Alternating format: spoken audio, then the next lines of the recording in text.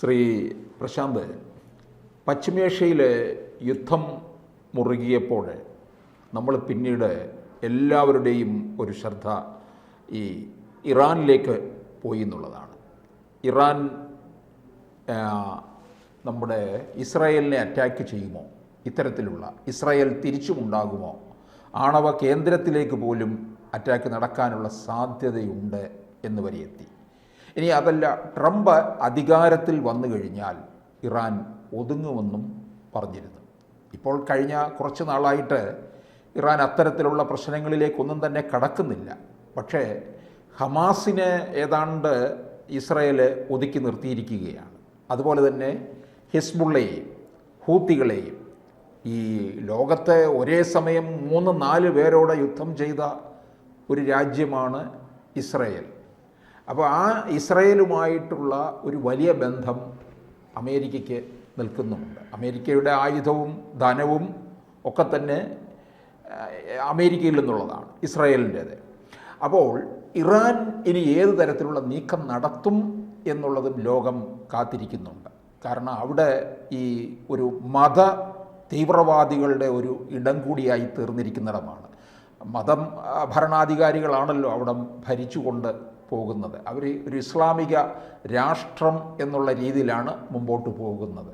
ഇനി ഏതെങ്കിലും തരത്തിൽ ഇറാൻ ഒരു പുതിയ നീക്കം നടത്തുമോ? ഇപ്പം വരുന്ന ഒരു വാർത്തയെന്ന് പറഞ്ഞാൽ ഇറാൻ സൈനിക അഭ്യാസം അവരുടെ ഈ ന്യൂക്ലിയർ റിസർച്ച് സെൻറ്റർ അല്ലെങ്കിൽ അവിടെ നടത്തുന്നതായിട്ടൊരു സൈനിക അഭ്യാസം നടത്തുന്നതായിട്ട് റിപ്പോർട്ട് വരുന്നുണ്ട്. അതായത് സൈനിക അഭ്യാസം, വ്യോമാഭ്യാസം എന്ന് പറഞ്ഞു. വ്യോമാഭ്യാസം എന്ന് പറഞ്ഞാൽ ഞങ്ങളുടെ ഭാഗം എല്ലാം ക്ലിയറാണ്, ഞങ്ങൾ എന്തിനും സജ്ജമാണ്, അതിനുവേണ്ടിയൊക്കെയാണല്ലോ, അത് തോന്നിപ്പിക്കുന്നതിന് വേണ്ടിയാണല്ലോ ഈ സൈനിക അഭ്യാസങ്ങൾ പല രാജ്യങ്ങളും പല സമയത്ത് നടത്താറുള്ളത്. അതായത് ഞങ്ങൾക്ക് ഇന്നതൊക്കെ ഉണ്ട്, ഞങ്ങൾ ഒന്നിനും പിറകിലല്ല, സേന റെഡിയാണ്, ഞങ്ങളുടെ സേന സജ്ജമാണ്, ഞങ്ങളുടെ സേന അല്ലെങ്കിൽ ഞങ്ങളുടെ അഭ്യാസങ്ങൾ കണ്ടോ, അപ്പോൾ ഞങ്ങൾ എല്ലാത്തിനകത്തും മികച്ചു നിൽക്കുന്നവരാണെന്നൊക്കെ കാണിക്കുന്നതിന് വേണ്ടിയാണ് തരം. അപ്പോൾ കഴിഞ്ഞ ദിവസം ട്രംപ് ഒരു പ്രസ്താവന ഇറക്കിയായിരുന്നു.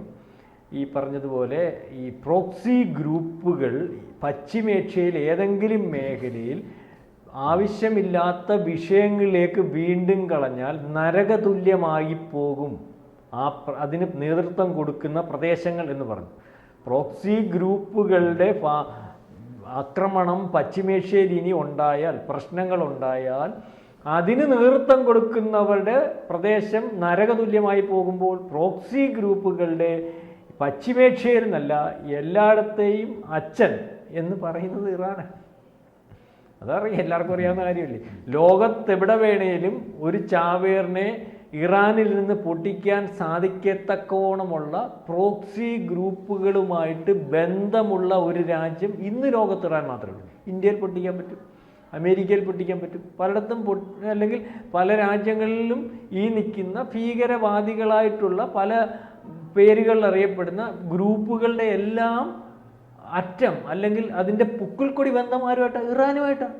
അതുകൊണ്ട് തന്നെ ട്രംപ് എന്ന് പറയുന്ന ആൾ നേരത്തെ ഇരുന്ന സമയത്താണല്ലോ ഏറ്റവും കൂടുതൽ സാങ്ഷൻസ് ഏർപ്പെടുത്തി ഇറാനെ തീർക്കുന്ന ഒരവസ്ഥ വന്നത്.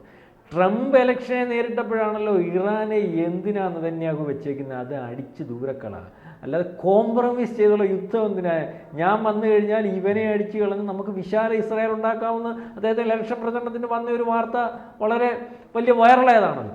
അപ്പോൾ ട്രംപ് 20-ാം തീയതി വരുമ്പോൾ ഈ പറയുന്നത് പോലെ ഇറാൻ ഉള്ളാൽ ഭയമുണ്ട്. ഇടയ്ക്ക് വെച്ച് അന്താരാഷ്ട്ര മാധ്യമങ്ങൾ അല്ലെങ്കിൽ വ്യക്തമല്ലാത്ത ഒരു കാര്യം പറയുന്നു, ബാക്ക്ഡോർ ചർച്ച നടത്താൻ പോലും ട്രംപുമായിട്ട് ഈ പറയുന്ന ഇറാൻ അല്ലെങ്കിൽ ഭരണാധികാരികൾ തയ്യാറായേൽക്കും. കാരണം ഒരു ടാർഗറ്റ് ഇറാനാണ്. കാരണം ഇപ്പം പശ്ചിമേഷ്യയിലെ അവസ്ഥ എന്ന് പറഞ്ഞാൽ പ്രോക്സി ഗ്രൂപ്പ് ഹമാസ് തീർന്നു, സാർ പറഞ്ഞ ഹിസ്ബുള്ള തീർന്നു, ഹൂത്തിയെ ഒരു പരുവത്തിലാക്കി, സിറിയ വരുതിയിലാക്കി. മാത്രവുമല്ല സൂയസ് കനാലിൻ്റെ ഇപ്പോഴത്തെ അവസ്ഥ അത് നമുക്ക് ഒരു പ്രത്യേകം ചർച്ച ചെയ്യാം.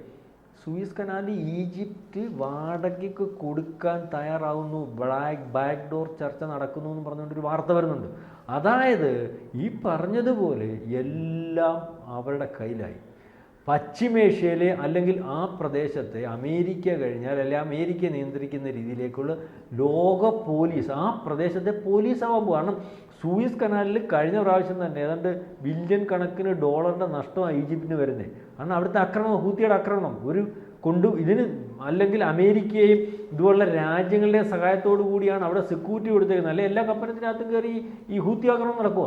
അല്ലെങ്കിൽ ഇവിടെ പോകാനൊക്കുമോ? ഇത് ഇവരുടെ കെയർ ഓഫിലാണല്ലോ, അല്ലെങ്കിൽ ഇവരുടെ ഉടമസ്ഥയിലാണല്ലോ, ഇതിൻ്റെ പൈസ അവർക്കാണല്ലോ കിട്ടുന്നത്. അത് ഇവന്മാർ കപ്പൽ പിടിക്കുക, അല്ലെങ്കിൽ വേറെ ചെറിയ ചെറിയ ഈ വെസൽസ് ഉണ്ടല്ലോ അതെല്ലാം പിടിച്ചുകൊണ്ട് പോകുക, അല്ലെങ്കിൽ വിരട്ടുക, വിടുക, അല്ലെങ്കിൽ സൗദിയിൽ നിന്ന് അങ്ങോട്ടും ഇങ്ങോട്ടും വാതകങ്ങളോ അല്ലെങ്കിൽ മറ്റ് സാധനങ്ങളോ കൊണ്ടുപോകാൻ പറ്റാതെ വരുമോ? ഇതെല്ലാം നാശം. അപ്പം ഇതിന് ഇപ്പോൾ കുറച്ച് ദിവസം കഴിയുമ്പോൾ ഇതിൻ്റെ എല്ലാം ഇപ്പം അമേരിക്കയുടെ സഹായത്തോടുകൂടി അമേരിക്കൻ കപ്പലുകളും ഒക്കെ അല്ലെങ്കിൽ അവരുടെ സൈനികങ്ങളാ ഇവിടെ നിന്നിട്ട് ഇവരെ അടിച്ച് കളയുകയോ ഓടിക്കുകയൊക്കെ ചെയ്യുന്നത് ഈ ഹൂത്തികളെ. അപ്പോൾ കുറച്ച് ദിവസം കഴിയുമ്പോൾ ഇത് ഈ പറഞ്ഞതുപോലെ കുറച്ച് ദിവസം കഴിയുമ്പോൾ ഞങ്ങൾക്ക് ഇത്ര രൂപ ചിലവുണ്ട്, ഇത്ര കോടി രൂപ ചിലവുണ്ടെന്ന് പറഞ്ഞാൽ അമേരിക്ക കൊടുത്തേക്കും, ഈജിപ്റ്റ് കൊടുത്തേക്കും. ഈജിപ്റ്റ് എന്ന് പറയുന്ന രാജ്യത്തിനകത്ത് തന്നെ ഈ ഇസ്ലാമിക് ടെററിസത്തിൻ്റെ പ്രശ്നമുണ്ട്. മാത്രമല്ല ഈ പറയുന്ന നമ്മൾ ഇസ്ലാമിക രാജ്യങ്ങളുടെ എല്ലാ ഒരു പ്രശ്നം എന്ന് പറയുന്നത് സമ്പത്തുണ്ട്, പക്ഷേ ഈ അവരുടെ കസ്റ്റഡിയിൽ അല്ലെങ്കിൽ അവരുടെ ഭാഗമായിട്ട് പ്രതിരോധ സംവിധാനങ്ങളില്ല സാറേ. അവരുടെ രാജ്യത്തിൻ്റെ പട്ടാളത്തിൻ്റെ അപ്പുറം നിൽക്കുക ഈ ബാക്കിയുള്ള ഈ പ്രോക്സി ഗ്രൂപ്പുകളെ ഓരോ രാജ്യങ്ങൾ വളർത്തി അവരുടെ ഓരോരുത്തരെ തെറ്റേക്കുക. യമനിലെ വിഷയം അറിയാമല്ലോ, യമനിൽ എന്ത് പറയണം, ഹൂത്തി അടി പറയുന്നതല്ലയോ പറയണം.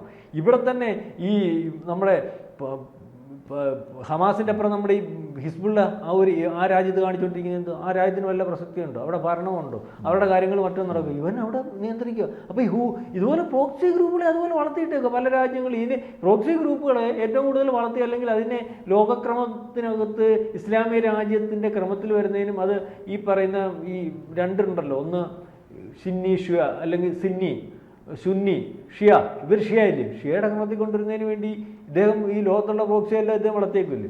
അതിനെതിരെയുള്ള പ്രോക്സിയാണല്ലോ IS, അതിന് അമേരിക്കയിൽ. ഇത് അവർ ഇടയ്ക്കിടയ്ക്ക് പൊങ്ങുമ്പോൾ അമേരിക്ക ഒതുക്കുന്നു, അല്ലെങ്കിൽ റഷ്യയുടെ ഭാഗമായിട്ട് നിൽക്കുന്നിടത്ത് വരുമ്പോൾ റഷ്യ കൈകാര്യം ചെയ്യുന്നു.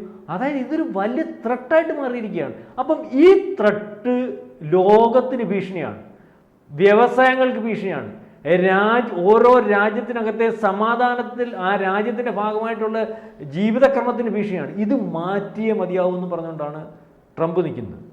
അതേ ആശയത്തിലാണ് ഇന്ത്യയുടെ പ്രധാനമന്ത്രി നരേന്ദ്രമോദി നിൽക്കുന്നത്. ആ ആശയത്തിലേക്ക് കൊണ്ടുവരുന്നതിന് വേണ്ടി ട്രംപ് ആണെങ്കിൽ ഞങ്ങളും ആ ആശയത്തോട് അനുകൂലിക്കുന്നു, അല്ലെങ്കിൽ കൂടെ നിൽക്കാമെന്ന് റഷ്യ പറയുന്നുണ്ട്. അപ്പം അതിൻ്റെ ഭാഗമായിട്ട് പശ്ചിമേഷ്യയിൽ ട്രംപ് ഇലക്ഷൻ കഴിഞ്ഞതിന് ശേഷം പശ്ചിമേഷ്യയിൽ യുദ്ധം സാർ ശ്രദ്ധിച്ചായിരുന്നു, അടിച്ചു കയറുക, ആരുമില്ല. എന്ത് ചെയ്യും? ഹമാസ് എന്ത് ചെയ്യും സാറേ? ഒന്നും കേൾക്കാനേ ഹൂത്തി എന്ത് ചെയ്യും? ഒരു വാണിംഗ് കൂടെ കൊടുത്തിട്ടുണ്ട്, മുഴുവൻ തടവുകാരെയും വിട്ടയക്കണം. ഇന്നലെ ഖത്തറാണല്ലോ ഇതിന്റെ എല്ലാ ഉറവിടം. ഖത്തറിലാണ് അവിടെ മറ്റേ ഇവരെ താമസിപ്പിച്ചിരുന്നത്. എല്ലാ ലോകത്തെ ടെററിസത്തിന് ഏറ്റവും കൂടുതൽ ഫണ്ട് ഇപ്പൊ കൊടുത്തുകൊണ്ടിരിക്കുന്ന എല്ലാ രാജ്യങ്ങളും, ഏറ്റവും അവസാനം ബംഗ്ലാദേശിലെ ഈ പറയുന്ന ജമാഅത്തെ ഇസ്ലാമിയുടെ ഫണ്ട് റേസ് ചെയ്തും ഖത്തറാന്ന് പറഞ്ഞു വന്നിട്ടുണ്ട്. അപ്പോൾ ലോകത്തിൽ എല്ലായിടത്തും ഇതുപോലെ കേരളത്തിൽ, ഇന്ത്യയിൽ ഇപ്പൊ തന്നെ ഇന്നലെ PFIക്കാരൻ്റെ അത് പരിശോധിക്കുമ്പോൾ 13,000 ആൾക്കാരുടെ അല്ലെങ്കിൽ അവരുടെ ലിസ്റ്റ് തയ്യാറാക്കി ഇവിടെ വന്നാൽ പിടിക്കുന്ന ഇവിടെ വരുന്ന പൈസയ്ക്ക് ഖത്തറിന്റെ പങ്കുണ്ട്, അല്ലെങ്കിൽ അവിടെ 10,000 അക്കൗണ്ട് കേരളത്തിലാണ്. അപ്പൊ ഇതിനെല്ലാം ഈ ഖത്തറിന്റെ വിഷയമാണ്. അപ്പൊ ഖത്തറിനെ ഇപ്പൊ 2 വട്ടം താക്കീത് കൊടുത്തു കഴിഞ്ഞ് ഇന്നലെ ട്രംപ് പറഞ്ഞു 20-ാം തീയതി ഞാൻ കയറുന്നതിന് മുമ്പ് തീരുമാനം ഉണ്ടാക്കിയോ ആരുടെ ഇല്ലെങ്കിൽ മഹാനരകം എന്ന് വെച്ചാൽ അവിടെ ഇവർക്ക് സൈനിക ബേസ് ഉണ്ട്. സൈനിക ബേസ് അവിടുന്ന് മാറ്റുന്നതിന് വേണ്ടി ട്രംപ് തയ്യാറാവും. സൈനിക ബേസ് അവിടുന്ന് മാറ്റിയാൽ അവിടുത്തെ ഇപ്പോഴത്തെ ഭരണാധികാരി അദ്ദേഹം മാറ്റും.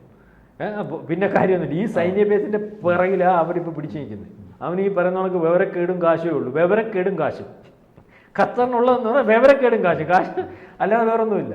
ഈ ലോകത്തെന്തോ നടക്കുന്നത് അല്ലെങ്കിൽ മറ്റെന്തോ നടക്കുന്നതെന്ന് അറിയത്തില്ല, ഇതാ നടക്കുന്നത്. അപ്പോൾ ഇവിടെ ഈ പശ്ചിമേഷ്യയിൽ കഴിഞ്ഞ പ്രാവശ്യം ഈ ട്രംപിന് മുമ്പ് ബൈഡൻ ഇരുന്ന സമയത്ത് കടന്നു കയറി ഈ ഇറാൻ്റെ കാര്യത്തിനകത്ത് തീരുമാനമാക്കി ചലിക്കാൻ പറ്റാത്ത അവസ്ഥയാക്കി അവിടെ ഈ യുദ്ധം ചെയ്യാൻ പറ്റാത്ത രീതിയിലേക്കുള്ള എല്ലാ സംവിധാനങ്ങളും നശിപ്പിച്ചാണ്, അല്ലെ പ്രധാനപ്പെട്ട കേന്ദ്രങ്ങളെല്ലാം നശിപ്പിച്ചാണ്. ഇപ്പോൾ വീണ്ടും ഒരുപക്ഷെ ട്രംപ് വന്നാൽ കയറി അടിക്കാൻ സാധ്യതയുണ്ട് എന്ന് വിചാരിച്ചു. മാത്രവുമല്ല ഒതുങ്ങിക്കൊടുക്കുന്നു അല്ലെങ്കിൽ ഞങ്ങളില്ലായ്മയായി എന്ന് തോന്നിയാൽ ബാക്കിയുള്ളവരുടെ ഭാഗമായിട്ട് നിൽക്കുന്നവരൊക്കെ മാറിപ്പോകുന്ന ഒരു രീതിയുണ്ടല്ലോ. ഇസ്ലാമിക രാജ്യങ്ങളെല്ലാം ഇവൻ തീർന്നോട്ടെന്ന് വിചാരിച്ചിരിക്കുന്നത്. ഈ ഷിയ സുന്നി രാജ്യങ്ങളുടെ എല്ലാവരും അവസ്ഥ എന്ന് പറഞ്ഞാൽ ഈ പ്രോക്സിയും തീരണം, ഇറാനും തീരണം. കാരണം അവരെല്ലാം ഇതൊരു ഇപ്പം ഈ പറയുന്നത് പോലെ ഇസ്രായേലിനെതിരെ നിൽക്കുന്നെങ്കിലും നാളെ കാലത്തെ ഇസ്രായേലിനെ അങ്ങോട്ട് മാറിയാൽ പിന്നെ ഉപദ്രവിക്കുന്ന അവരെയാണെന്നറിയാം. മാത്രവുമല്ല അവർക്കെല്ലാം മനസ്സിലായി ഇസ്രായേലിനെ ഒന്നും ചെയ്യാൻ പറ്റത്തില്ല. ഇസ്രായേൽ ഇനി പശ്ചിമേഷ്യയിൽ ഈ പറയുന്ന രാജാക്കന്മാരായിട്ട് മാറാൻ പോവുകയാണ്. അതുകൊണ്ടാണല്ലോ സൂയിസ് കനാലിൻ്റെ കാര്യം പോലും ബാക്ക് ഡോർ നടക്കുന്നത്. അപ്പോൾ അവരുടെ ഭാഗമായിട്ട് ഇന്നേ പോകാനൊക്കെ ഇവൻ്റെ ഭാഗമായിട്ട് നിന്നാൽ ചുമ്മാ ചാവാന്നുള്ളതേ ഉള്ളൂ, അല്ലെങ്കിൽ രാജ്യം ഇല്ലാതെ ചെയ്യുന്നേ ഉള്ളൂ. ഇപ്പം ഈ സൗദിയൊക്കെ എന്ന് പറഞ്ഞാൽ പഴയ ഒരു കരാറുണ്ടല്ലോ, സൗദി ഈ പ്രതിരോധ കരാർ, അതുമൊക്കെ പുതുക്കി അവരുടെ ഭാഗമായിട്ട് നിന്നാൽ വേറെ ആരുടെ ഉപദ്രവം ഉണ്ടാകത്തില്ല, ബിസിനസ്സും ചെയ്താൽ രാജ്യത്തിനും പുരോഗതി ഉണ്ടാവും. ആ രീതിയിലേക്ക് പോകുന്ന ഒരു അവസ്ഥയിലേക്കാണ് പോകുന്നത്. ഒരു പക്ഷേ ഇതിനകത്ത് വീണ്ടും ഞങ്ങൾ എന്തുവായാലും നശിച്ചു എന്നാൽ നശിപ്പിച്ച് അടങ്ങുമെന്ന് പറഞ്ഞുകൊണ്ട് ഇറാൻ നിൽക്കുകയാണോ എന്നറിയത്തില്ല. ഇറാനകത്ത് ആഭ്യന്തര പ്രശ്നങ്ങളുണ്ട്, അത് ഉരുത്തിരിച്ചുകൊണ്ട് വരുന്നുണ്ടാണ്. കഴിഞ്ഞ ദിവസം ഒരു തലപ്പാവ് എന്ത് ചെയ്തു, തലയിൽ ഈ പറയുന്ന അതിൻ്റെ പേരെന്തോ ഈ സ്ത്രീകൾ ധരിക്കുന്ന ഹിജാബ് എന്ത് ചെയ്യാൻ ചോദിച്ചപ്പോൾ അവൻ്റെ തലപ്പാവ് തട്ടി കളഞ്ഞിട്ട് അതിന് തലയിൽ വെക്കാൻ വേണ്ടി അവിടുത്തെ സ്ത്രീകൾ തയ്യാറാകുമ്പോൾ അവിടെ അത്രയ്ക്ക് പ്രതിഷേധം, ഇത്രയും കർക്കശമായുള്ള രാജ്യത്ത് അത്രയ്ക്ക് പ്രതിഷേധം ഉരുണ്ടു കൂടുന്നു. അതിന് നെതന്യാഹുവിൻ്റെയും അമേരിക്കയുടെയും കൈയുണ്ട്. അവിടുത്തെ ഭരണമാറ്റം ഉൾപ്പെടെയുള്ള കാര്യങ്ങൾ പ്ലാൻ ചെയ്യുന്നുണ്ട്. അത് ദീർഘദൂരം സമയമായിട്ട് അതിനു വേണ്ടിയുള്ള ശ്രമം നടത്തുന്നുണ്ട്. അവരതൊക്കെ മാറ്റും. ഈ മത സംവിധാനത്തിലുള്ള ഭരണമൊക്കെ മാറ്റിയിട്ട് ആ രാജ്യത്തിൻ്റെ ത്രെട്ട് ഒഴിവാക്കും, അല്ലെങ്കിൽ ആ രാജ്യത്തെ നശിപ്പിക്കും. അത് മുന്നിൽ കണ്ടുകൊണ്ടായിരിക്കും ഞങ്ങൾ അല്ലെങ്കിൽ എന്തും വരട്ടെ എന്നുള്ള രീതിയിൽ ഒരു യുദ്ധത്തിന് വേണ്ടി തയ്യാറാകുന്നു എന്ന് സംശയിക്കേണ്ടിയിരിക്കും.